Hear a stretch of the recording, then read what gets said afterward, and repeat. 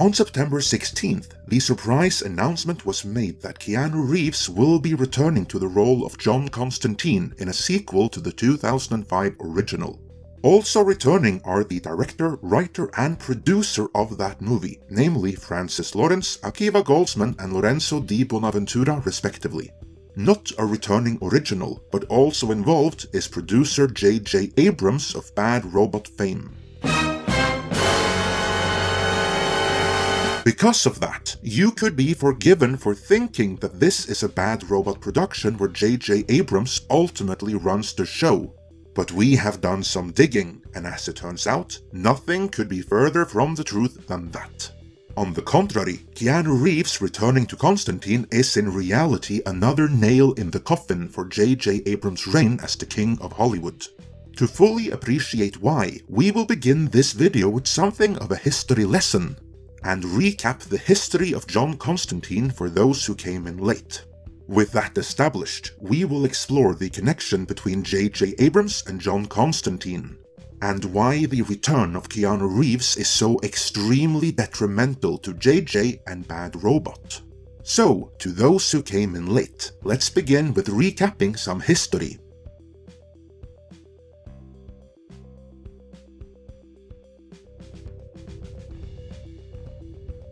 John Constantine, and yes, that is Constantine, I'm not saying it wrong, first officially appeared on the scene in 1985 in Alan Moore's seminal run on Swamp Thing. Constantine is a warlock, an occult detective and sometimes conman based in London, although he is from Liverpool and speaks with the Scouser dialect. Visually, he is created in the image of British pop artist Sting, perhaps best known to this channel's audience as Feyd-Rautha in the original Dune. The character's signature look came to be his tan trenchcoat, white Oxford shirt and tie, and chain-smoking, of course. After steadily building a fan following from his recurring appearances in Alan Moore's run on Swamp Thing, John Constantine was eventually awarded his own seminal solo comic book series in Hellblazer.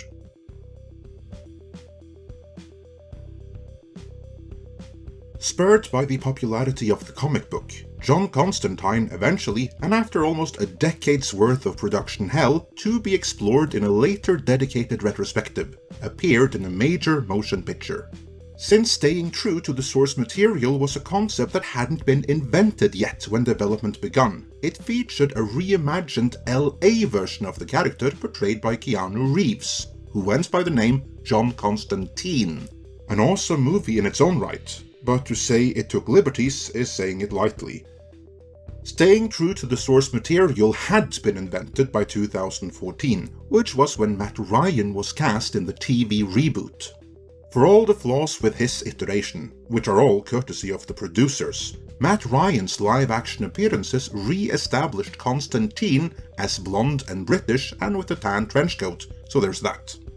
They retained the mispronunciation of the name from the movie though. The one who came the closest to the Constantine of the comics was Taron Egerton, who flawlessly voiced Constantine in the audiobook version of The Sandman from Audible, and I highly recommend you check that out. Something I can't recommend with quite the same passion though is the work of director J.J. Abrams.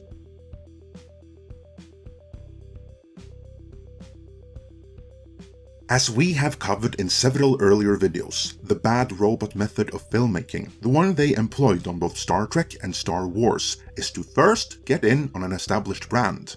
But rather than make a true adaptation of it, they essentially create a new version of it, a new version that they own a stake in.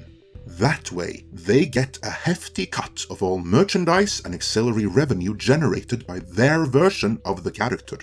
In order to maximize that revenue, they will, to the extent of which it is possible, get rid of any other more original version of the character that can compete with their version. This is what J.J. Abrams and Bad Robot intended to do with Constantine. Commissioned by the previous Ansarnoff and Walter Hamada administration of Warner and DC, they were developing their own proprietary subversive version of Constantine to be played by Sope Derisu.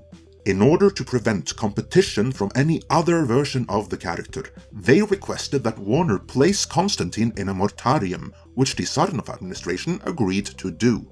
That is why Matt Ryan's Constantine was very suddenly written out of Legends of Tomorrow, while Matt Ryan himself was awkwardly recast as another character on the same series for the remainder of his contract. For the exact same reason, the character of John Constantine was made off-limits to the production crew of Netflix Sandman. Going with the contemporary Johanna Constantine instead was their creative choice and solution to that. In short, Constantine was placed in a mortarium to clear the way for J.J. Abrams and Bad Robot's Constantine, the Sope Dirisu Constantine which they co-own, to be the only Constantine. Now then, with that established, how happy do you think J.J. Abrams is that Keanu Reeves' LA Constantine, which Bad Robot has no ownership in, just became an obstacle to theirs? We are about to find out.